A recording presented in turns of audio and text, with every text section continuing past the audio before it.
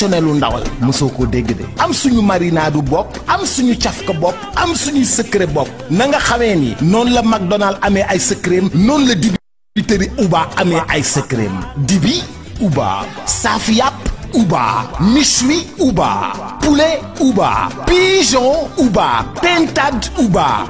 bool Uba kaay ma wax la fa dibi safe mooy 77 629 00 00 fa saaf yàpp neexee mooy 77 633 57 57 fa méchoui neexee mooy dibiteri Uba fa poulet neexee mooy dibiteri Uba te nag kaay ma wax la dibiteri Uba commandeel ñu livrer la fa nga ne bu la neexee tamit nga toog sa kër Korité defal say commande Tabaski defal say commande boo amee xew defal say commande booy dalal ay nit defal say commande nga xam ne dibiteri Uba dalay defaral méchoui bu toog doo defar dara dibiteri Uba livré la cey Uba moo jaaxal réew mi.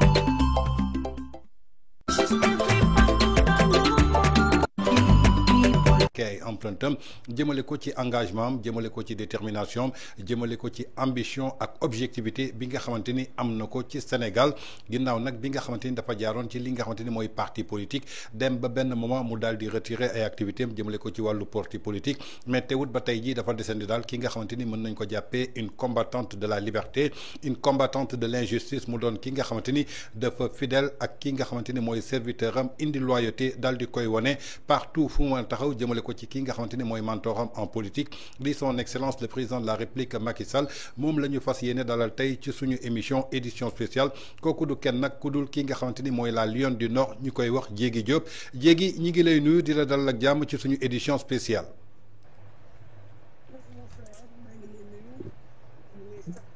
day jox sa wàccuwaay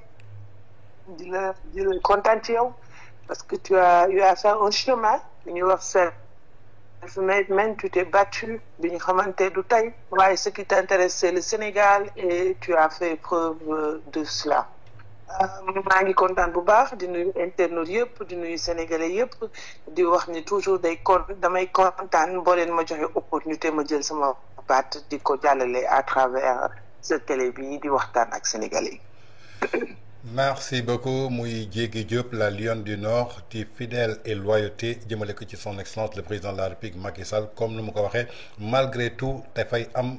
jotam jox ko askanu Sénégal pour que mën a joxe xalaatam pour que mën a gindi askan bi ñuy am toujours contentement boobu nga xamante ni jot nga ko am ci ñun auditeurs yi tamit di ko am ginnaaw saa yu ñu ne Diégui Diop rek dafa mel ni ñëpp ay yàkkamti déglu say kàddu ndaxte dafa am njëriñ am solo pour que mu mën a gindi askanu Sénégal Diégui suñu édition spéciale tey dañ koy tàmbalee ci ki nga xamante ni mooy sa mentor en politique nga wone sa fidélité ak sa loyauté ci ginnaawam muy le président de la République Macky Sall ñi gis jamono ji Macky Sall dafa nekk di briller ci scène internationale bi ginnaaw bu mu jógee ci boppu réewu Sénégal après 12 ans tey jii ban jàngat nga am ci li nga xamante ni gis nga ko ci présidence su Macky Sall depuis 80e assemblée générale bu Nations Unies ba mu fa jógee par rapport à un discours boo xamante ni c'était un discours élogieux boo xamante ni def na ko devant les chefs d'État les plus puissants dans le monde mu jógee foofu ñu gis ko mu présenter benn ouvrage mu dippee ko l'Afrique au cœur après son premier ouvrage Sénégal au cœur mu doonaat encore ouvrage boo xamante ni tey jii dafa mel ni le président Macky Sall actuellement dafa nekk ci sommet wu li nga xamante ni mooy le continent africain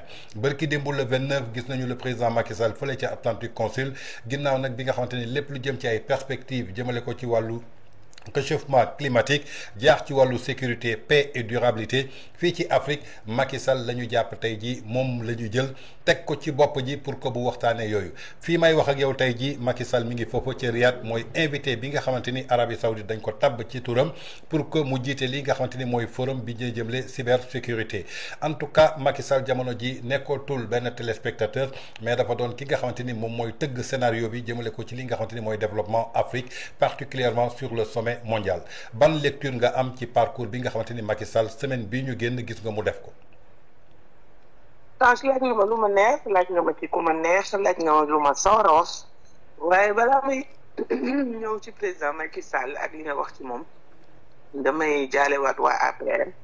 jaale Sénégal yëpp ci Fanta Sall. Fanta Sall boobu nga xamante ni meew mu woyul tuuru na. maa ngi koy jaale ñëpp 40e jouram bés ci démb la.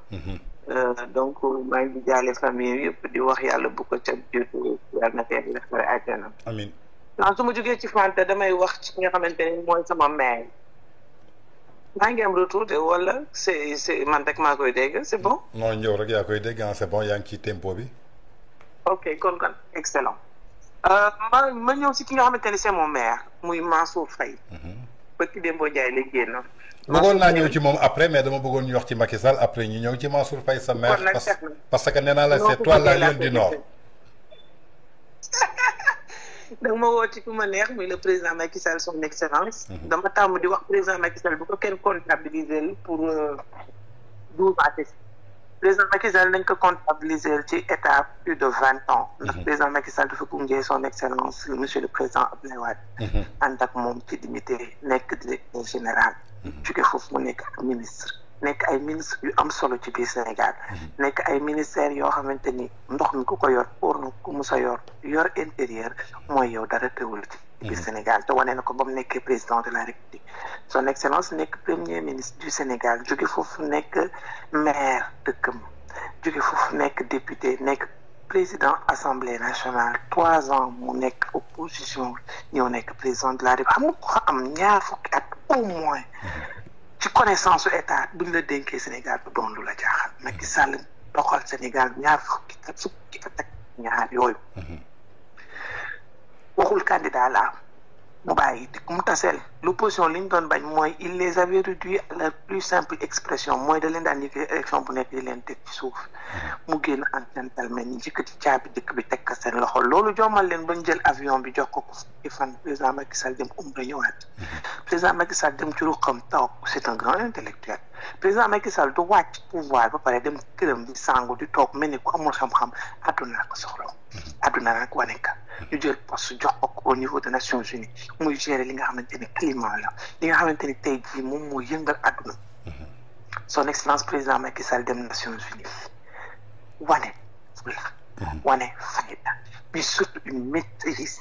d'abord une maîtrise de soi ensuite une maîtrise de ses dossiers monsieur le président Macky Sall ñëpp jox ko cër mu def un discours mémorable président Macky Sall bu yoree feuille wax ci Sénégal bu yorul feuille wax ci Sénégal président Macky Sall bu yoree feuille wax ci Afrique président Macky Sall bu yorul feuille wax ci Afrique président Macky Sall bu yoree feuille wax ci Nations Unies président Macky Sall bu yorul feuille wax ci Nations Unies parce que président Macky Sall dafa ramper président Macky Sall dafa wane ses preuves président Macky Sall jóge foofu def benn interview bu extraordinaire ñu ni jàpp leen pareegul président Macky Sall génne livre am après le Sénégal au cœur président Macky Sall génne l'Afrique au cœur jël ay chapitre wane ne gis nga état c'est pas parce que da ngay tilimal ñëpp c'est pas parce que kenn du baax c'est pas parce que kenn du moomul gore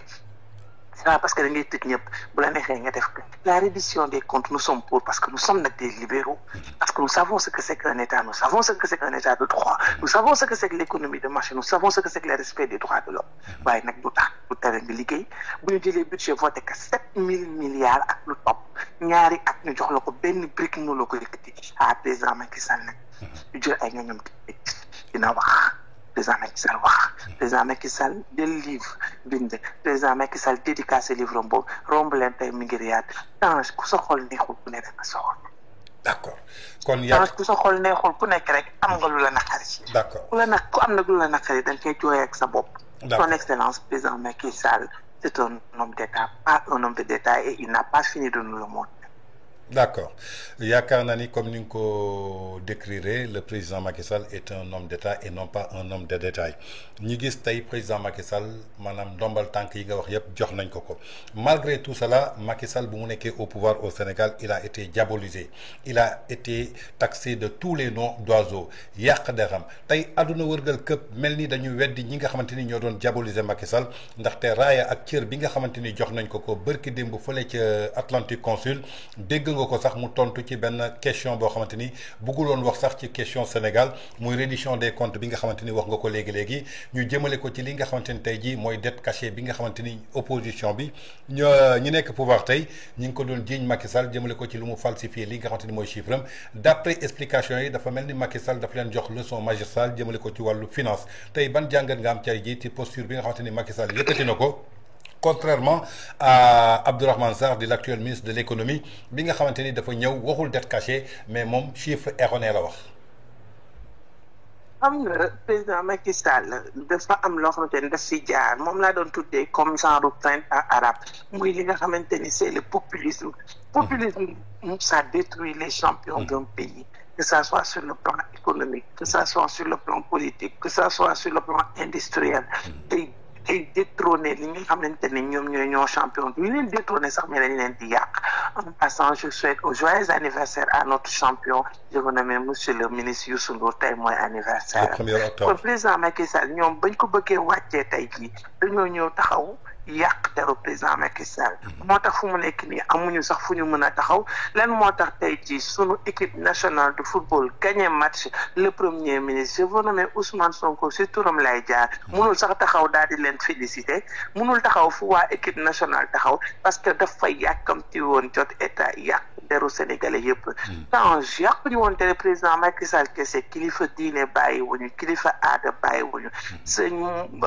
Mouhamadoul Karim Makarimal Akhlaq fii lañ ko jàpp amul luñ ko waxul wax soxnaam ki nga xamante ni mooy Serigne Touba jamono yi muy sëñ Mountakha Mbacké Bassirou amul luñ ko waxul fii ci biir Sénégal ji sëñ Mahi Niass bu demee bay wax ni maa ngi wax waaye xam naa dañ may saaga kon nga xamante ne réew mi yàqu na bàyyi wuñu kenn kon nag président Macky Sall mënuñu ko woon bàyyi waaye man naar yaa ngoog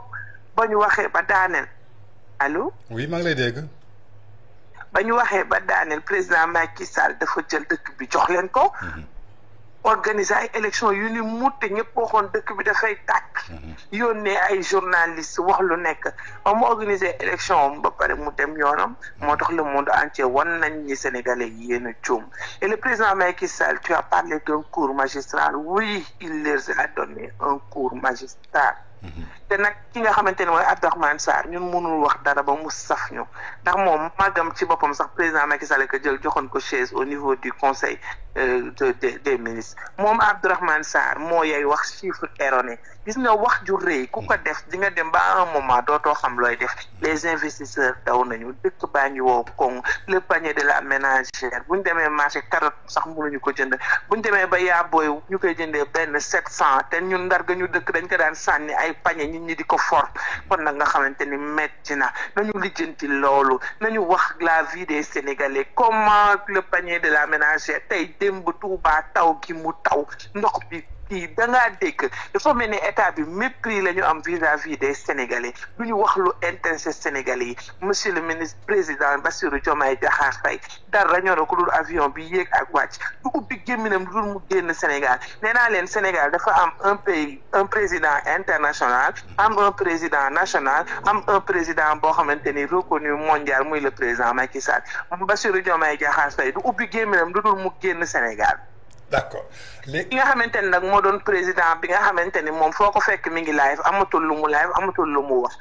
les Sénégalais vivent des difficultés la ménagère la femme sénégalaise vit des difficultés président Macky Sall seen wan na leen ni instant bii du wax ci Sénégal moo ko intéressé waaye nag buñ ko posé question du ci daw la preuve année jox na leen cours magistral parce que dette cachée à qui à la limite c'est un non-sens wan na leen ni lan mooy une dette internationale ba balaa nit di ko mën a jël waxuma la dette intérieure mais dette bi nga xamante ne da nga koy jël am loo xamante ne FMI mi ngi koy xool am loo xam banque mondiale mi ngi koy xool am loo xam ne day jaar cour suprême pour avis am loo xam ne day jaar cour des comptes xanaa Macky Sall mënta jënd ñëpp ndax bu mënoon jënd ñëpp comme heure bi élection du am waa conseil constitutionnel validé seen ay candidature résultat yi génn waa conseil constitutionnel teg leen ci chaise bi l'histoire a eu raison. D'accord Diégui yow en tant que ñun suñu xol daf ci sedd. parce que ñun nous sommes des démocrates ñun waxuñu bu kenn gagné dañ ni ku gagné jëlal waaye nag ku doon yàq deru président Macky Sall ku ne am nga gàcce. D'accord Diégui en tant que juriste de formation ku la xam nga ni sa formation juriste tey ñu yëkkati di wax ni que Sénégal dafa am dette cachée ki ko wax muy leader du parti Pastef di chef du gouvernement mais ce chef du gouvernement il est entouré de Cheikh Diba kan mooy Cheikh Diba moo nekkoon directeur d'orientation budgétaire bu ancien président de la République Sénégal di son excellence monsieur Macky Sall Abdourahmane Sarr nekkoon ci gouvernement bi ci administration bi du moins sërëm Oulimata Sarr nekkoon ci ministère bi nga xamante ni moo yoroon wàllu microfinance au moment bi nga xamante ni chef du gouvernement mi ngi wax wàllu dette cachée lan moo empêché woon Abdourahmane Sarr wax ni que non dette cachée amul chiffre erroné moo am d'autant plus que premier printemps bi amoon foofu nga xamante ni mooy ca banque mondiale Abdourahmane Sarr rencontré na président Macky Sall mu dimbale leen ci ay négociations tey lan mooy expliquer tey jii li nga xamante ni maanaam mooy complicité Cheikh Diba Abdourahmane Sarr ba tey jii mu mën a taxaw di wax chiffre erroné alors que le moment était bien choisi bi mu demee ci printemps wu banque mondiale pour mën ko fa wax. ñàkk ñeme dong waaye ñoom ñoo xam man lu nekk seen gouvernement ñoom toppatoo ma leen xooluma leen li ma neex si fi daal mooy président Macky Sall du wax ba kenn ñëw di ko contre ba pare teggi ay waxam. xam nga man Abdourahmane Sarr ñemewul jël yenn kàddu yi di ko teg président Macky Sall Cheikh Diba ñemewul jël kàddu yi di ko teg Macky Sall Oulimata Sarr moomu yorewul woon sax microfinance économie la yore woon te ñemewul yëkkati yenn kàddu yi di ko teg président Macky Sall kon ki nga xamante ni yow musoo nekk musoo nekk chef de bureau musoo nekk directeur national musoo nekk directeur général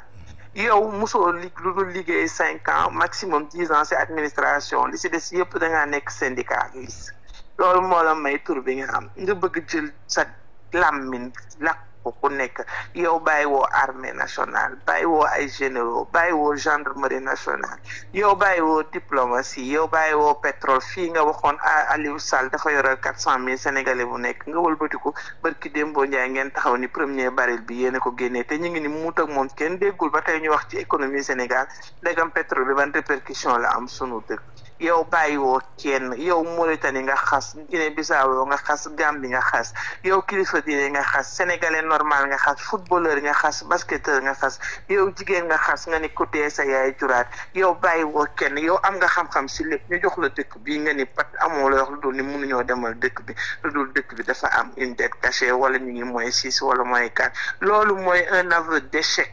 devant tous les Sénégalais à côté de ses collaborateurs les plus proches pourquoi est-ce que raxasul administration sénégalaise bi yëpp ana seen 4000 cadres yi lii moo lay wan ni le populisme encore dans son ensemble dans sa grandeur et dans sa force de frappe et de destruction fan la ñu yóbbee Sénégalais yi am naa habitude di wax man naar yaa ngoog jox nañ leen Sénégal nañ ko liggéey moo gën ñu topp ci watit bi naan président Macky Sall y a une dette cachée ok FMI mi ngi fi dinañ ko régler Banque mondiale ok ñoom lan lañ def Tange lan mooy pierre bi ñuy yëkkati booboog léegi et pourtant il consomme le budget du Sénégal Tange ana lan la ñu inauguré Sénégal lu président Macky Sall inauguré wuloon ñuy dem bay inauguré ay tracteurs yoo xam ne waxuma la président Macky Sall mais du temps de Aly Ngouille Ndiaye te ci diggante bi Samba Ndiobène Ka ak keneen ñëw nañu foofu Tange ana lan la ñu def pour le panier de la ménagère ana lan lañ def ci inondation bi ana courant bi nga xamante ne waxuma la mi ngi xuy xamat mais sénégalais yi ñu ngi bëgg dee foo romb compteur yi di xonk Tange ki doon wax man maa mën en 2 mois boo leen ma joxee état bi ma liggéey ka Tange ana ki doon wax waruñu yor ay li nga xamante ni moom mooy caisse d'avance ba pare lim seen tour ni président Macky Sall dafa yor caisse d'avance Moustapha Niasse yor caisse d'avance ni Aminata Mbengue Ndiaye dafa yor caisse d'avance moom ci boppam bu dafa am gàcce anamu tey caisse d'avance am la yor daal di jël kollam doublé ko en 2 jël kollu président ñu doublé ko en 2 président assemblée nationale sangu ba set li ivoirien yi naan l'argent ne lave pas mais rend propre ñu saa di changé commencé dóor ay basket yu cher takk ay montre yu cher seeni jabar di long-long la ay or ñu toog di seetaan sénégalais ñoom ñoo waxoon ni dafa araam ana xaalis boobu lu tax dugaluñ ko ci biir mënd bi mais xaalis boobu dañ ko doublé tey soo xoolee Macky Sall il avait 8 milliards de caisse noire ñi ñëw nattal Diomaye 8 milliards premier ministre musuma dégg Sénégal fu premier ministre amee caisse noire li Macky Sall amoon moom mu yokk ci 1 milliard jox ko foofu ci primature alors que en ce moment sénégalais yi ñu ngi dund ci inondation bi yaa ngi koy wax ci panier de la ménagère ñu ngi koy wax ci bourse familiale yi nga xamante ni dagg nañ ko mais en ce même moment le président de la République du Sénégal actuel Bassirou Diomaye Faye ñëw ba ci tribune ONU di défendre li nga xamante ni maanaam mooy cause Palestine ci kaw ki nga xamante ni mooy Israël jëmale ko ci Gaza ñi ngi nangu seen kër ñi ngi génn en ce même moment Sénégal mi ngi dund ci ay jafe-jafe ci wàllu inondation parce que Touba jóge na ko tout près te mën nañu jàpp ni que électorat Touba tey jii bokk na ci tey yu leen fal ci seen bopp réew gis nañu Matam fleuve bi nu mu nangoo tey jii li nga xamante ni maanaam mooy dëkk bi ba tey jii ñoom ñi ngi tëdd ci seen caisse noire ba noppi di plonger réew mi ci li nga xamante ni maanaam mooy benn crise économique bu sombre d'autant plus que ñoom ñi ngi téye xaalis boobu lan mooy expliquer tey discours bi nga xamante ni le président de Bassirou Diomaye Faye tenir na ko ci tribune Nations Unies à la place de Macky Sall bi nga xamante ni il a tenu un discours magistral et élogieux pour le continent africain. man loolu ma jaaxal mais moom am na lu mu wax ndax la preuve en est que moom affaire Israël ak Palestine nekkul lu bees. le Sénégal depuis du temps de Senghor. ça c'est vrai la ñu taxaw ba kenn ñemewulee ñun ñoo ubbil Palestine ambassade au niveau du Sénégal. donc c'est du populisme comme li ma la doon wax mais. mën na ko wax mais loolu du tere mu défendre loo xamante ni loolu la gëm concernant la parité concernant les femmes dans un gouvernement bu mu def yokk gouvernement ba mu fees dell ni 3 jigéen ñoo ci nekk te 3 jigéen yi ci nekk dafa mel ni jigéen amul ci Sénégal le ministre de la femme doo ko dégg sax mu wax par rapport aux politiques publiques concernant la femme sénégalaise doo dégg benn aide te ministère bi dañ ko tuddee de la solidarité doo dégg tabaski mu jàppale doo dégg korité mu jàppale doo dégg fête Assomption mu jàppale ba Aïda Mbodj mi nga xamante ni DER li ko war mooy accompagner les PME ak képp koo xam da ngay entreprendre moo ñëw di xotteeku di jël ay xar ak yu kenn xamul di ko joxe ba pare képp koo xamante ni yëkkati nga sa baat di wax contre gouvernement bi ñu attaqué la xeex ak yow woo le procureur et moi je trouve que c'est très très dommage surtout venant de Bassirou Diomaye Diakhar Faye mais le président Bassirou Diomaye Diakhar Faye du def lu ma jaaxal parce que moom dañ ko takkal caq bi devant les Sénégalais le conseil constitutionnel def lu mu war a def moom mu dem toog def une déclaration dans notre palais de la République à l'avenue ni fauteuil boobu da ko yéene premier ministre am ndax xaritam la ba pare def un acte d'allégeance vis-à-vis du premier ministre moom la ñu waroon porter plainte pour haute trahison parce que ce pays dañ ko teg ci ay mbaggam quel que soit sur le plan politique ku ko tànn we don't care it parce que ñun lan moo ñu intéressé mooy dafa waat yëkkati loxoom ni moom constitution du Sénégal lay xool ni moom bëtam la nation sénégalaise lay xool moom mu xool ni moom ñun takkal nañ ko suñuy impôt mooy fay lépp président Bassirou Diomaye Diakhar Faye di ñëw di def acte d'allégeance à Ousmane Sonko moo taxit boo gisee ay photo yu ñu koy génneel boo gisee discours am sabotage yi am nga xamante ni ba tey toogagul ci fauteuil boobu moi je lance un appel au président Bassirou Diomaye Diakhar Faye wax ko man séeréer yi ma xam fulla lañ leen xamee fayda lañ leen xamee assurance lañ leen xamee fauteuil boobu na ko toog ba mu mat sëkk te mu gersu la population sénégalaise celle de Touba et celle du Nord ñoom bu ñu jéppee la population du Nord ba wane ko ci lépp ñëpp gis nañ ko parce que bastion président Macky Sall la et c'est dommage et c'est triste parce qu'ils sont en train de trahir notre hymne national, ils sont en train de trahir notre devise, ils sont en train de trahir notre drapeau, ils sont en train de trahir cette nation. Fleuve baa ngi déborder Matam, Ourossogui, Bakel ñu ni patt ni mukkum xaaral waxuñu lépp lu concerne les Haalpulaar duñ ci wax lu dul bu amee ay saaga nga dégg leen ñuy wax parce que ñoom ñoo wax ni nedd ko bandum mu yëkkati li nga xamante ni mooy bourse familiale bi mu dagg ko ba pare daal di tuddee plan bi plan Diomaye pour la Casamance. Mais est-ce que ces gens-là, ils réfléchissent? Est-ce que ces gens-là, ils savent ce que c'est qu'une nation? Est-ce que ces gens-là savent ce que c'est qu'un État? Je pense que war nañu toogaat bu baax ñu xoolaat bu baax xam ne au-delà de la politique, au-delà des convictions partisanes, il y a ce qui prime autour de notre tête li nga xamante ni moom moo ëpp importance et président Macky Sall toujours da ko daan wax. Nous sommes parce que le Sénégal est. D'accord. Nous sommes parce que le Sénégal est. Il faut que Bassirou Diomaye Diakhar Faye xam loolu. D'accord yaa ngi koy wax léegi jëmale ko tey jii ci wàllu jigéen ñi mu plaider aussi jëmale ko ci discrimination des femmes ba noppi mu daal di plaider jëmale ko daal ci li nga xamante ni mooy étiqueter des femmes fii nga xamante ni maanaam mooy ci Sénégal particulièrement en Afrique est-ce que tey amul incohérence par rapport ak doxalinam ndaxte gouvernement am tey soo ko xoolee li fa nekk ci jigéen matuñu 5 yaa ngi koy wax léegi ci ministre de la femme de l'action sociale et de la solidarité muy Maïmouna Dièye ba tey jii gisuñu ko ci benn action boo xamante ni mi ngi ciy taxaw maanaam jigéen ñi dafa mel ni dañ leen néewal doole tey jii ci gouvernement en plus que mu dem ba tribune Nations Unies nee na moom dafay plaider loolu incohérence boobu lan moo koy justifier. amul dara lu am cohérence ci seen façon de faire nous tous on l'a vu. ñoom seen lépp noonu la mel. waaw mais nag seen projet boobu ñuy wax sax mosoo dégg ñu wax ci femme mosoo dégg ñu wax ci genre donc ñoom concernant la femme presque c'est inexistant moo tax ce sont les premières dames ñi nga xamante ni moom lañ doon xasee sunu darling peur boobu di Marième Faye Sall moom la première dame yi nekk taxaw di def parce que les politiques publiques sont presque inexistantes concernant la femme et la protection de l'enfant te ñooñu noonu fi ñu koy def teguñu ko fekk parce que amul dara loo xamante ni sur le plan juridique dafa am lu ko accompagner parce que bu fekkee da ngay def il faut qu'il y ait une fondation ou bien quelque chose d'autre qui puisse expliquer nga mën a puiser par rapport il faut koy jëlee ce qui veut dire que c'est au niveau de l'État ce qui veut dire que c'est le président moo leen di jox parce que ñoom amuñu benn fondation bu ñu teg donc qu'est-ce qui puisse expliquer à la place de l'État ñoom ñuy dégager des politiques yoo xamante ne ça concerne la femme ça concerne l'enfant donc ça pose problème moo tax moom bu demee au niveau des Nations Unies bu waxee dama naan c'est au-delà de la démagogie c'est du populisme comme li ma la doon wax rek amul dara loo xamante ni wax nañ ko mu niru loo xamante ni ñoom moom la ñuy teg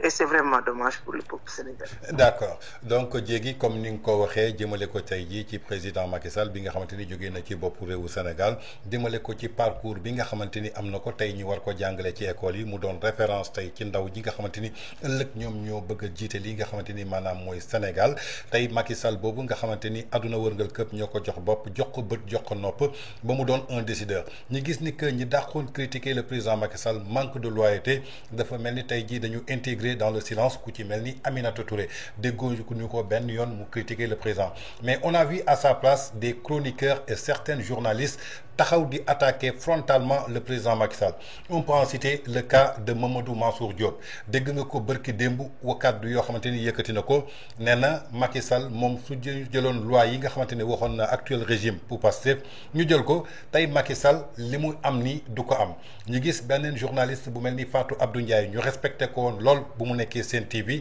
nga yàgg def émission moom tey ñu gis prise de position yoo xamante ni honoré wul benn yoon li nga xamante ni mooy éthique ak déontologie ñu gisaat beneen présentatrice bu jigéen bu nekk ci benn site bu tudd Sans Limite man du ma tudd sax turam mais depuis belle lurette mi ngi jël ay attaques frontales di ko teg ci ndoddu président de la République Macky Sall mu doon institution boo xamante ni mën nañu jàpp ni que tey jii sax moo sut institution yi fi nekk te dara fekk ko ci mu dem bay attaquer toute une communauté alors que tey jii lépp lu jëm ci communauté dafa sacré tey ban jàngat nga am ci ñi nga xamante ni ñooy attaquer frontalement le président de la République Macky Sall alors que c'est pas même des hommes politiques mais des journalistes yi nga xamante ni dañu waroon tëddee na njaaxaanaay. man loolu jaaxaluma ci c'est presque bi ñu yéegee pouvoir ba tey ñoom may mun a dañoo tëj seen gémmiñ ñoom ministre de la femme ñoom ñëpp gisoo kenn ku génn défendre ce pouvoir bi parce que amuñu ay argument ministre de la femme ba mu génnee lan la wax Abbas Yaa tey donc un ministre de la République bu taxaw ñu luubal xaalis ñu ne xaalis bi nañ ko leeral nga taxaw ni nit ki moo tey donc ils sont à court d'arguments donc sur le plan de la presse sur le plan de la communication sur le plan des réseaux sociaux même ñi ngi taxaw di wax ni ñoom ils ont senti que déclic dafa am parce que ñoom ñi nga xamante ni c'était des influenceurs yu ànd ak ñoom ñëpp dellu ginnaaw rocceeku les Sénégalais taxaw nañu aussi di leen seetaan parce que critiquer léegi jox nañ leen réew mi bi yan acte la ñu teg ils ont accompagné certains gens de la presse et la presse moi je l'ai toujours dit c'est le quatrième pouvoir qui doit jouer son rôle de contre-pouvoir lii dafa wane ñi nga xamante ne dañ doon liggéey ak ñoom di xeex président Macky Sall et voilà moo tax liggéey bu nit nekk te doo respecter déontologie bi surtout le droit à l'information c'est-à-dire presse am waroo taxaw di wax mais tu as l'obligation de donner une information juste et vraie c'est écrit noir sur blanc rawatina ñu wax dañuy adopter ce qu'on appelle le code de la presse sometimes tu te poses la question est-ce que ces gens-là dañoo jaar si mais bon ku ci nekk ak noo toll noonu rek nga mën a doxalee et nous sommes dans un pays démocratique moi je trouve que ñoom la liberté d'expression bi ñuy wax ku nekk war na ko mën a am buñ ko mënee bàyyi ñi nga xamante ni dañu war a am obligation de réserve muy des journalistes parce que dañu am plateau di wax heure bu leen neexee di wax nu mu leen neexee kon war nañu mën a may opposition bi tam mu wax lu ko neex ak nu mu ko bëggee parce que ku wax ñu jàpp muselé tëj Pape Mawo gi noonu jàpp nañ côté muy porte-parole au niveau de l'APR tey jii convoqué nañu Gaynde Macky au niveau de la division de la cybercriminalité donc ça pose problème par rapport à la liberté d'expression par rapport à la liberté d'association mais surtout on sent une oppression qu'ils veulent faire vis-à-vis de cette opposition et c'est vraiment dommage man Mansour Diop du ma wax waxam parce que nee naa ku sa gémmiñ di nàcc noonu rek nga mën a réagir moom fa Abdou moom et c'est dommage mais nag moom mooy dox di sëgg elle n'est même pas à l'aise quand elle s'exprime avec vis-à-vis des Sénégalais donc lu fi waay def rek yow yaa koy assumer ki nga xamante ne nag doo wax turam muy Ngoné Saliou ci turam lay jaar man 72 heures la ma daan defal taxaw jéegi wax ba xolam sedd faalewuma ko waxuma waxam duma ko tontu parce que gis nga raxasi ndox la woon man am na nit yoo xamante ni duñu wax ci man ba mu saf ma Tange nee naa la fu ma jaar ku fa jaar takk ban ce n'est pas pour me jeter des fleurs mais am na nit yoo xamante ni nee naa leen balaa ngeen di wax may wax da ngeen di jaar fi ma jaar ba pare ndax nit ñi dañoo jàng fi ñu war a jàngee étaient meilleurs parmi leur génération dem ci les écoles et les universités les plus prestigieuses du Sénégal jóge foofu dem jàngi ji à l'étranger France jóge foofu ñëw ba tabb jotee dañ ñoo tabb on faisait partie des plus jeunes chefs de cabinet du Sénégal nous faisions partie des plus jeunes chefs de cabinet du Sénégal donc administration dañ ko teel a kalaxndikoo en tant que libéraux def formation sur le plan politique wër àdduna wërngal képp que ça soit en Europe Allemagne que ça soit dans l'Afrique que ça soit aux États-Unis ñu ñëw toog liggéeyal Sénégal bañ pare ñu jël suñuy bagage dem suñu yoon donc am nit yoo xam ne bu ñu waxee ak ñun duñu saf parce que ñëpp xam nañ leen fan la ñu diree ko fan la ñu jaar juste pour se faire un nom et une place il faut qu'elle jette le discrédit sur le président Macky Sall mais man ba ma waxee ci man safuma duma ko tontu parce que nawloo ma ko mais ku laal président Macky Sall waxuma la nga laal toute une communauté waaye am nañu ko tontu parce que ñun communauté bi ñu nekk ku baax si ñun nga jógee ñun ñooy maamu Cheikh Ahmad Bamba ñun ñooy maamu Alhaji Malick Sy ñun ñooy maamu Thierno Souleymane Baal ñun ñooy maamu Baye Niass ñun ñooy maamu Seydina Limamou ñun ñooy maamu ku baax te ku baax Sénégal am nga cosaan ci biir ay pël nous sommes une population boo xamante ne nous sommes dans le monde entier en Afrique Baaba Maal way naka ba sonn boo toppee le fleuve Nil amul benn dëkk booy dem te doo fa fekk ñu bokkal kon moom bu taxawee ni ñun ay baadool lañu c'est parce que elle est ignare c'est parce qu'elle est une ignorante parce qu'elle ne connaît pas elle est doublée d'une certaine vulgarité et voilà ce qui explique son comportement parce que quand on ne connaît pas la méconnaissance l'ignorance loolu mooy yóbbu nit ki nga tenir des propos yoo xamante ni au-delà du fait que cela risque de diviser une nation mais waxuma la ki nga waxoon moom ngay bëgg jàkkaarlool jàmmarlool kooku njabootam sax xajul ci yow. Et la preuve en est, j'ai réagi hier parce que man bi ma attaqué faalewu ma ko mais président Macky Sall et toute la communauté si la jàkkaarloo ak moom gis nga temps yar dal am kilifa lum la mayul boo xamadee boo réewee boo amul teddaange booy wax kenn du la jox cër nii rek la mën a doon gis nga une éducation dafa am solo si nit l'éducation de base comme on a l'habitude de le dire la famille qui est le premier noyau d'éducation d'une personne quand on rate ce tournant nii rek ngay doxalee boo génnee ci mbedd bi wax tell réppi taxaw booy wax doo nooy tëf li nit ñi yow sa làmmiñ sax setul yow doo wax lu baax yow doo làkk français doo wax sujet verbe complément yow ñu ngi nii wax la ci sentif te kenn rek léegul cas boobu parce que dañ la boot roggam ci def te permet de parler du président Macky Sall man kooku nawloo ma ko ñun jigéenu APR nawloo wuñu ko xale APR nawloo wuñu ko waxuma la nag waxu Marème Faye Sall waxuma la nag waxu président Macky Sall waxuma la nag les Haalpulaar du Sénégal kala biyo mbimami aɗa andi ko gummiɗa leñol ngol ene jiijam ndam min andi komin goni donc ñun Ngoné Saliou du wax ba mu saf ñu waaye nag dañ koy delloo waat ci place am jël buum bi teg ko ci boy bi wax ko bu doonoon moom ak moom dong du wax ba ñu wax ndax yàgg naa wax te faale wuñ ko dem na fi màkk te xam nañ nan la demee màkk dem ba ca Kaaba ba ñëw taxaw di wax président Macky Sall musiba waaye bii nag dafa laalaake et c'est quelque chose de trop muy xamal ko ni ñun faale wuñ ko ñu xamal ko ñi koy yónni pour mu dal ci président Macky Sall ñooñu sax ñun faale wuñ leen ñu xamal ko ni président Macky Sall ne la connaît pas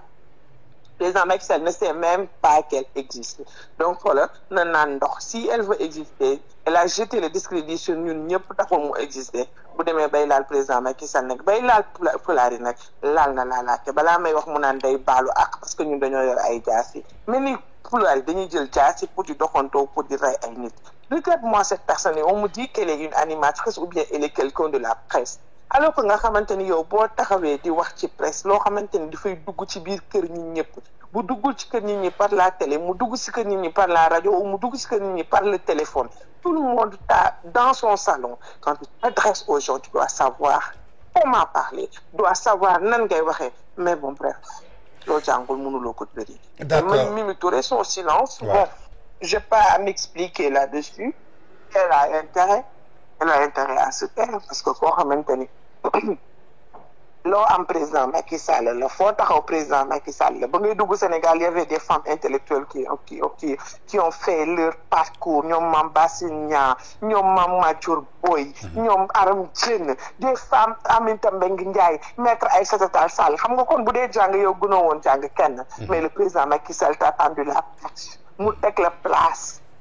def le ministre de souveraineté ndaxte mu def ko ministre de la justice mu jóge foofu mu def le premier ministre mu jóge foofu mu def le président d'une institution mu jóge foofu mu diriger jël benn liste mu diriger la ko yow kooku boo wëlbati ko nga jël sa venin yëpp nga koy sotti kenn du la jox cër kenn du la faale kenn du la respecté ba pare nga ñëw ci parti boo xamante ne da nga leen doon xas parti boo xamante ne musiba nga leen daan yekk ñoom seen bopp nawloowuñ la. Il faut savoir arrêter, Tange. Il faut savoir mettre de l'eau dans son vin. Il faut savoir avoir de la tenue et de la retenue. Faire de la politique, ça ne veut pas dire qu'il ne fait qu'invective. Ça ne veut pas dire qu'il ne fait que faire des insultes. Non! Faire de la politique, c'est faire un don de soi. Faire de la politique, c'est pouvoir aider la population. Faire de la politique, c'est porter la voix des sans-voix. Faire de la politique, c'est pouvoir avoir des convictions qui sont justes et vraies.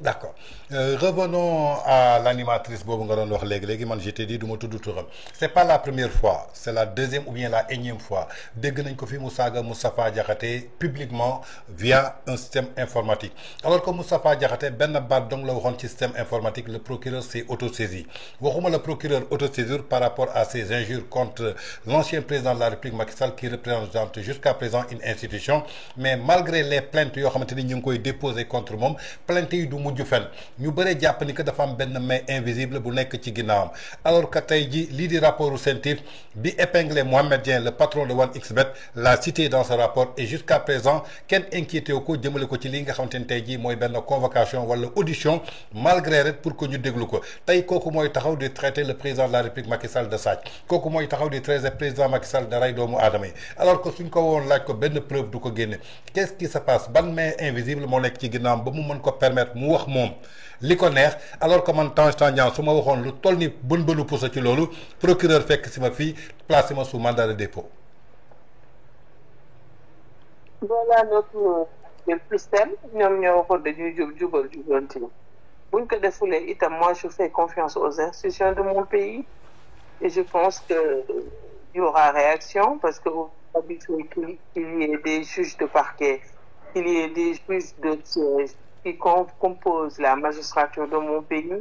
Il y a des policiers qui sont intègres et je pense qu'il y aura réaction. On la gomme jusqu'à la fin du contraire, on la gomme. Et je pense qu'il y aura réaction. Donc, mais c'est la énième fois, Diégui, c'est la énième fois. Judiciaire ou bien des politiques publiques de mon pays,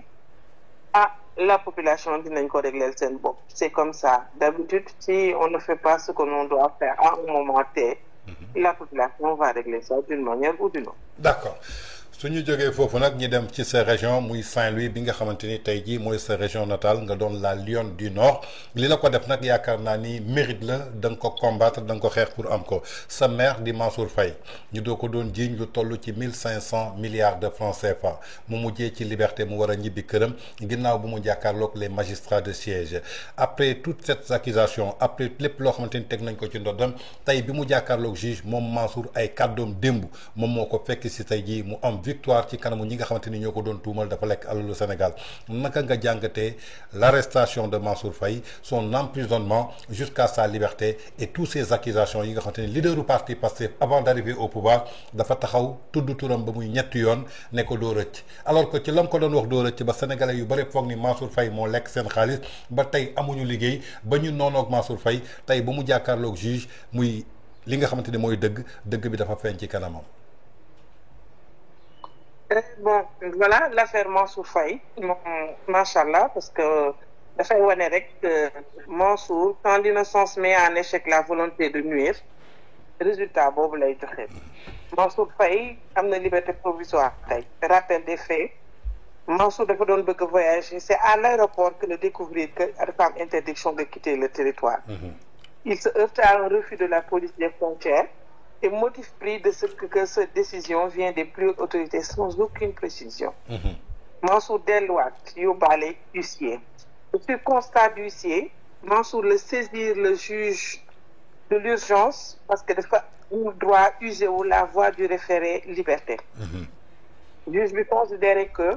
moom am na droit voyager parce que sa liberté aussi on porte atteinte à sa liberté constitutionnelle qui est d'aller et de venir. Mansour Faye continuer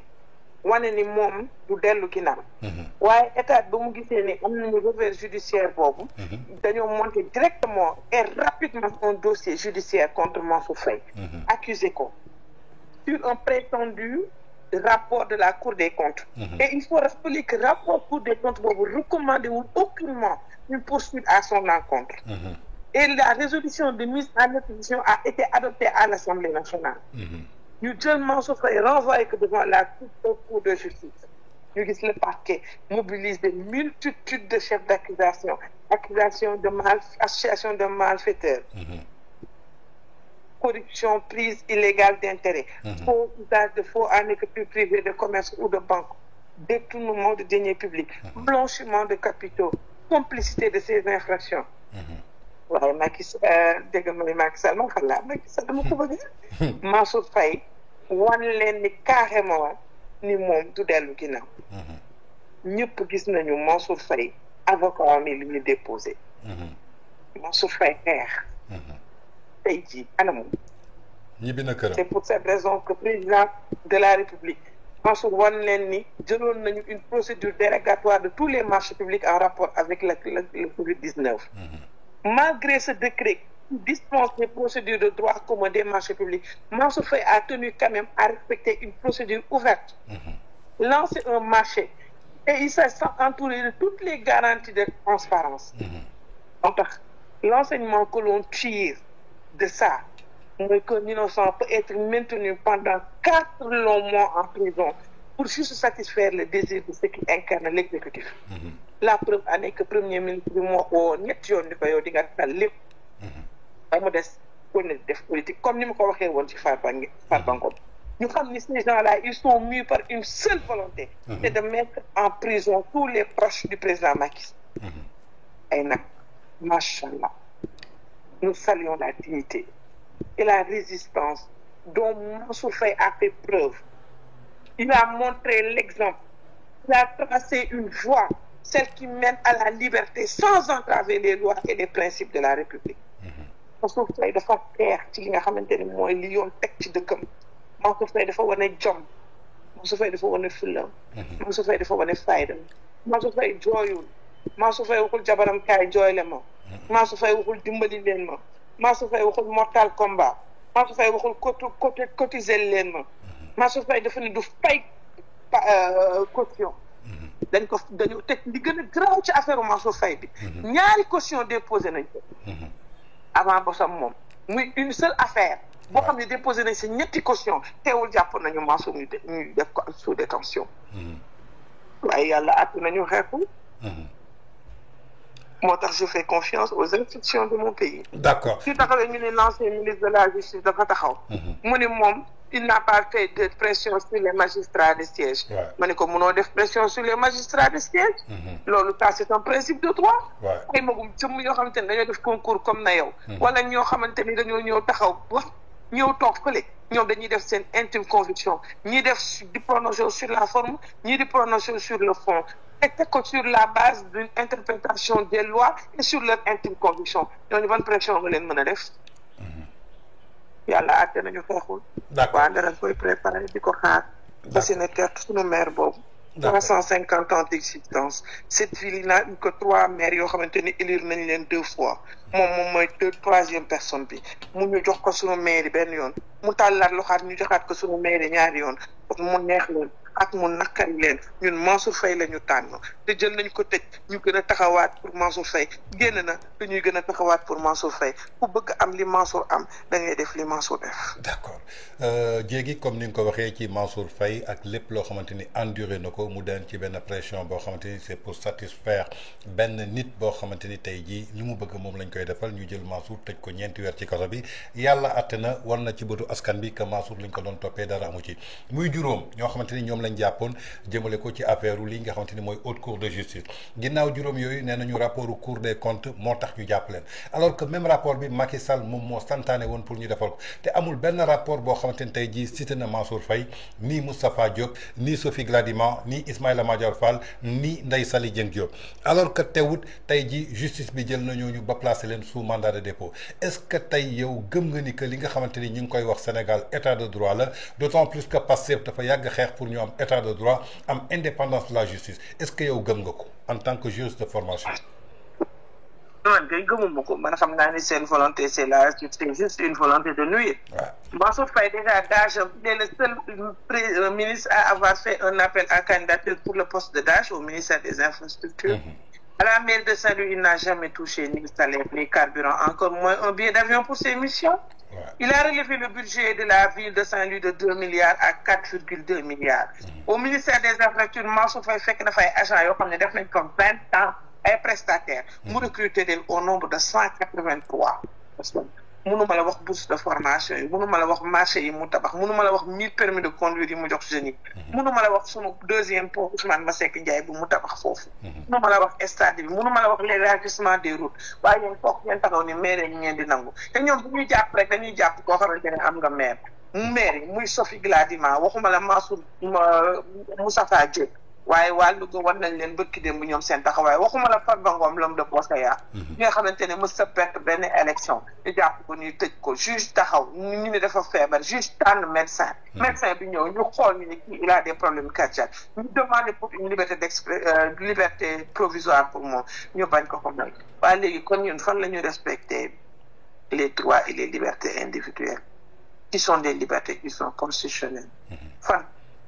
ñi nga xamante ni ñoom amuñu lu ñu jox Sénégalais los arrangé mooy ñi ay sàcc lañu ñoom ñoo tax ngeen sonn ñi ay sàcc lañu foog ñu tëj leen ñi ay milliardaires lañu foog ñu tëj leen ñoom dañoo am xaalis ñoom ñoo tax ñu torox loolu moo tax ñu jàpp ñi di ko tëj rawatina nag ñu jaareel fa nga xamante ni moom cour de justice depuis sa création ñëpp xam nañ ni ñaata lañ ko utiliser dans ce pays ñii nee na ñoom ñooy jub ñoom ñooy jubal ñoom ñooy jubanti ñoom ñi nga xamante ne ASER bi mu ngi doon problème taabaa ngi noonu tegu port mi ngi noonu directeur général bi xamul lan lañ ko tegee xamul le port et le poumon économique de notre pays lu dul taxaw ci Facebook bi di tontu taxaw ci TikTok bi di xeex ku wax mu tontu la ñu mel na physique comme li ko Mbappé wax. mais démb wax na lu am solo jéegi nee na tey plan de redressement économique bi bés bu ñu nangoo li nga xamante ni yéen ñi nekkoon ci régime président Macky Sall delloowaat ngeen ko loolu rek mën na financer plan de redressement économique bi ce qui veut dire que ñoom jusqu'à présent ñi ngi persister que yéen da ngeen yóbbu alalu Sénégal. loolu mooy ni la loolu mooy aucune maîtrise de ces dossiers loolu mooy aucune maîtrise du financement loolu mooy aucune maîtrise des finances publiques. loolu mooy nulard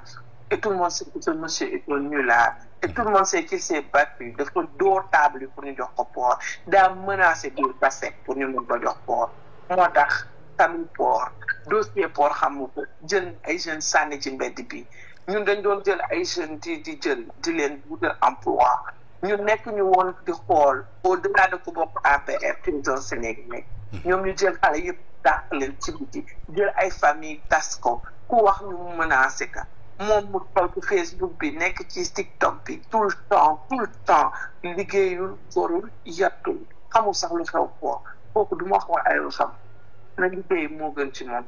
45 minutes yu mag yi. des na benn question rek fi ñuy daanalee maanaam mooy Madiambal Diagne gis nga kaam ak rapportu CENTIF ñu lancé ko mandat d'arrêt international par le nouveau ministre de l'Intérieur Bamba Cissé ancien avocat du leader de PASTEF tey famille ñu téye leen en otage placé leen sous mandat de dépôt alors que en ce même instant il y a un Mohamed Dieng qui a été épinglé par ce même rapport de CENTIF Kumba Xaalis bi nga xamante ni moo doon saaga Macky Sall ñu cité que ci ñoom ñu ngi ci Sénégal convoqué gu ñu leen tey ñu bëgg a topp ki nga xamante ni mooy Madiambal Diagne boo xamante ni amul woon interdiction de sortir du territoire aujourd'hui il a brisé le silence wax na ko nee na ñëw na ba premier contrôle def scanner ak lépp ba jàll ba muy waaj a dem fële si lañ ko fa fekk jël passeport ak téléphone am ginnaaw loolu si lañ ko ne dafa am lu ñuy contrôler xaaral nee na si la toog quelques heures plus tard après avion bi dem si la ñu ñëw jox ko benn convocation ñu ne ko suba nga wuy ji dik à 12h alors que amul woon opposition de sortie du territoire le ministre malgré tout cela lancé na ko mandat d'arrêt son épouse et ses 2 enfants tenir nañ leen en otage ban lecture nga ñuy defal ci loolu contrairement à Mohamed Dieng qui circule librement dans la nature. Man, au-delà de quoi, moi, je ne définis pas les choses par de vrai. Ouais. Mais je trouve que c'est dommage et c'est triste que nous en sommes arrivés là. Parce que bu doon loolu la kon Ousmane Sonko ba mu dawee mënoon nañu jàpp jabaram mbaa ñu jàpp ay doomam. Madiambal Diagne amul interdiction de sortie du territoire. Jusqu'à la preuve du contraire, il n'a commis aucune infraction. Man mii sama bopp loolu lañ ma doon waxal man ni leen man nekkuma sous contrôle judiciaire.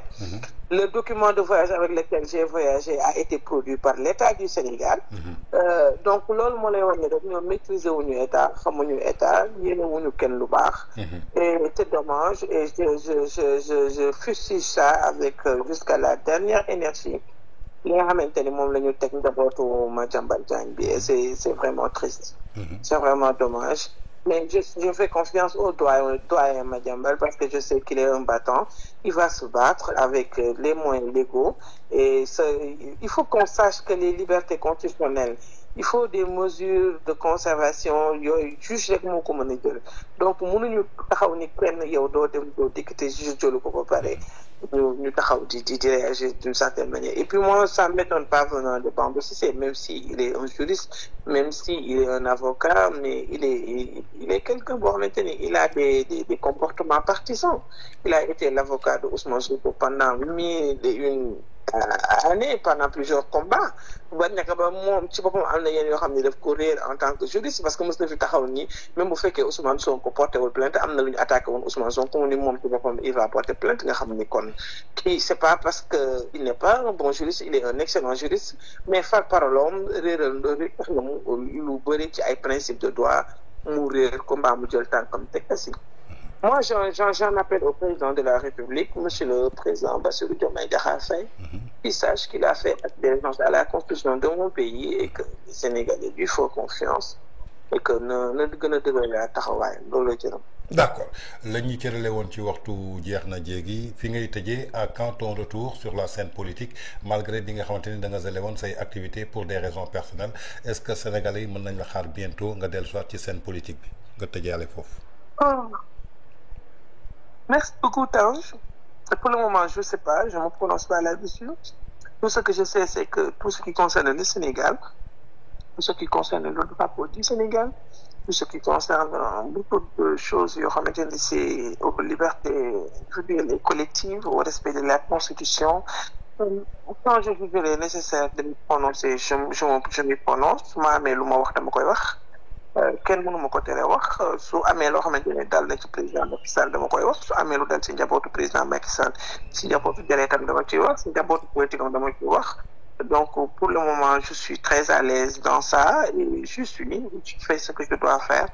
je fais un compagnonnage avec mes camarades yi nga xamante ne ñu ngi APR ak ñoo xamante ne ils sont imbus de justice ils sont imbus de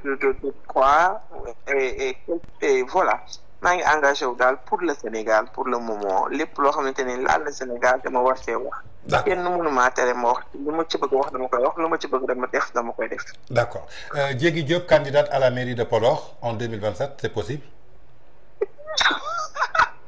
non je ne pense pas su ma doon candidate fenn moom Saint-Louis lay doon. parce que mais pourquoi pas Podor. oui Podor laa bokk Podor laa màggee Podor laa xam maa ngi nuyu waa Podor yëpp maa ngi delloo njukkal le maire de Podor je me nomme Racine Sy qui fait partie des champions du Sénégal maa ngi nuyu waa Law Demba yëpp maa ngi nuyu waa Toofi maa ngi nuyu waa Suyma waa Mbodiène waa Sintiane waa biir Podor biir Podor ñëpp keñ parce que Podor daal fa laa bokk fa laa màggee Podor Mama Faly Mbaye Podor Aïssata Sall Podor Diéwo Diallo Podor Marie Niang Atta mais bon je ne sais pas ma base politique Podor Astel Sall yal na ko yàlla xare ak amiin noonu mais sama base politique quand même et ma base affective c'est à Saint-Louis donc il fallait commencer politique il fallait engager wu sur le plan politique su ma amee lépp lu may laaj ma koy tàllal loxo ndar lay doon incha allah.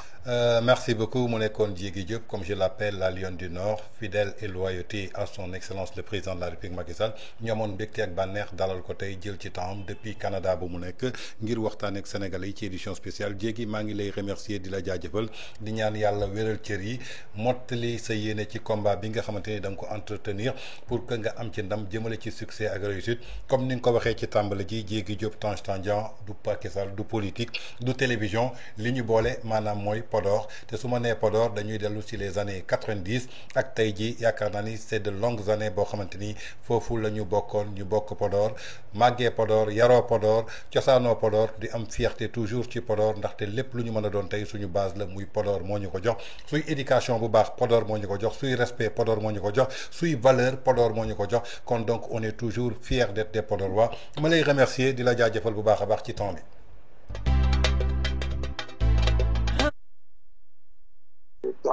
Ça nous rappelle mes origines, ça nous rappelle qu'on a cheminé, ça nous rappelle que vraiment on est fiers d'être Podorois, on est fiers d'avoir une éducation de base parce que Podor, il y a de très grands intellectuels et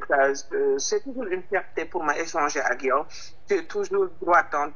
dans tes bottes et voilà Sénégal moo la ñor maa ngi nuyu waa Podor yëpp di leen delloo njukkal di leen wax toujours mbégte la pour man di wax ko Podor di nuyu waa Ndar di leen wax foofu sama cosaanu papa la mais fa laa jàngi université Gaston Berger voilà engagé sur le plan politique maa ngi nuyu waa Jolof yëpp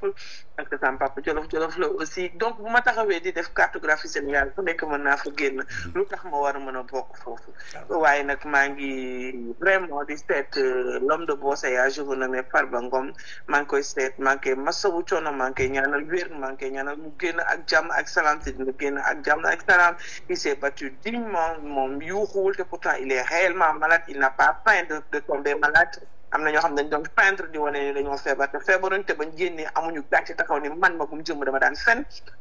defar ba fenul macha allah dimbale na góor dimbale na ba doolo donc kala bio mbimi mimba mbeɗe salminma mbeɗe juuro on mbeɗe ñaagol mon Allah mbeɗe wi mon yo Allah suur en yo Allah reen en yo Allah faabo en yo Allah suur président Macky Sall yo Allah reen président Macky Sall yo Allah suur Farba Ngom en dendagal ngol fof donc maa ngi leen di sant maa ngi leen di gërëm maa ngi leen di nuyu bu baax alhamdulilah ala kulli haal.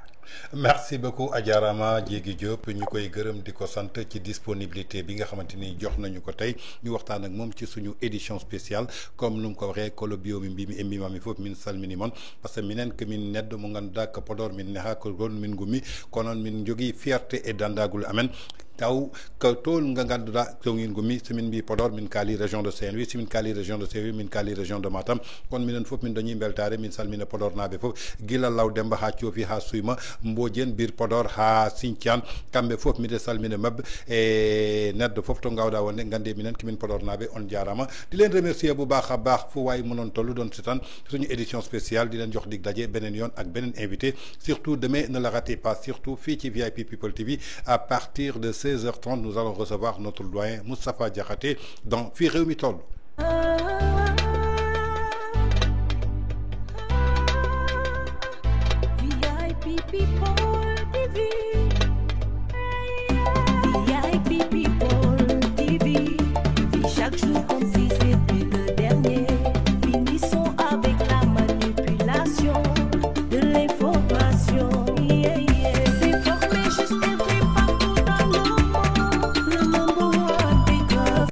Dibiterie Uba, pour la première fois, dibiterie professionnalisée.